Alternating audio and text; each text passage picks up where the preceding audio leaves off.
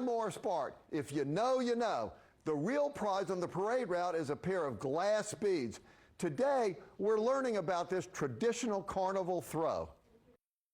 That is right, Morris Bart. This is truly a coveted throw, and I love glass beads. But have you ever wondered how they are actually made? Well, I'm out here today at Pollock Glass Studio Gallery to learn a little bit more about how you make glass beads. Let's go.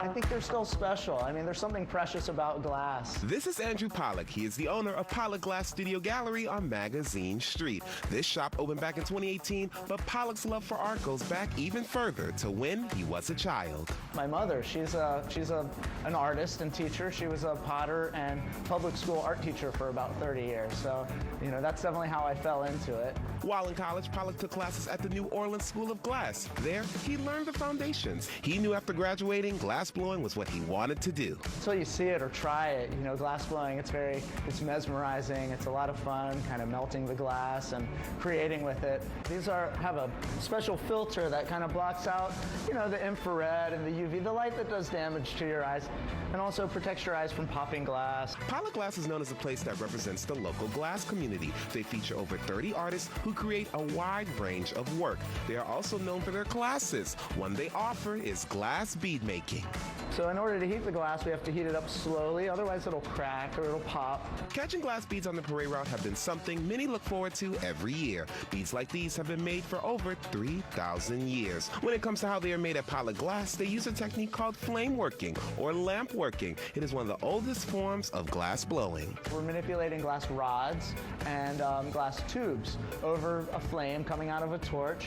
And so anything solid is sculpted from the solid rods, and anything hollow is blown from the hollow tubing. Once you have this nice and hot, and this is kind of preheated for a minute, you can touch one to the other and turn. The temperature of the torch they use is up to 2,000 degrees. Once the glass is hot enough and starts melting, you rotate it around the clay structure to help create the spear. I even tried it out myself. Get ready to catch these beads, okay? Fall back on center. Yeah. Wow, the crews need to call me. I charge them, okay? You have to pick your colors before you start, and a lot of times they'll change when you're working it, because 2,000 degrees will do that to some of the colors. So I'd say the best answer to that is just experimentation is the best way to kind of learn how to control being able to change the colors and the shape and all that. Once you've made your bead, it does take time to cool down, up to 24 hours. Not all glass beads are made the same. Pollock says the ones you catch on the parade route can be made using a different technique. From my understanding, they blow a bubble, and they stretch that bubble out very far, and so they get a tube of glass. They get a long rod of glass with a bubble, a capillary tube through it, and they cut that up, and they tumble them in an abrasive compound, and that polishes them, and they're left with little beads called seed beads. Many carnival crews are looking to incorporate more glass throws. Pollock likes that because he thinks they look better and they are more sustainable for the environment. If you catch one this season, he has a few tips. Some of them, the strings can be very brittle, and so be careful. You know, maybe test it and be ready to kind of put those beads in a plastic baggie or something and restring it. And you see a lot of them restrung. But I always use the glass beads to pass along to a friend or to tip my bartenders with. And I feel like people remember those. And we can't just let it cool in the air. We have to cool it down slowly. And so sometimes that's done by putting it into a kiln, or what we call an annealer.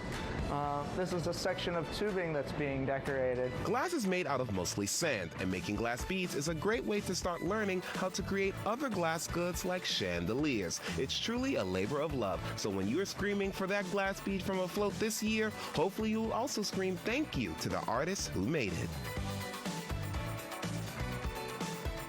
Such a cool experience, and Pollock Glass holds bead making workshops on Wednesdays and Saturdays. They also participate in the first Saturday Art Walk on Magazine Street every month. For more information about all they offer and to book a class, log on to pollockglassnola.com or call 504-875-3627. We'll be right back.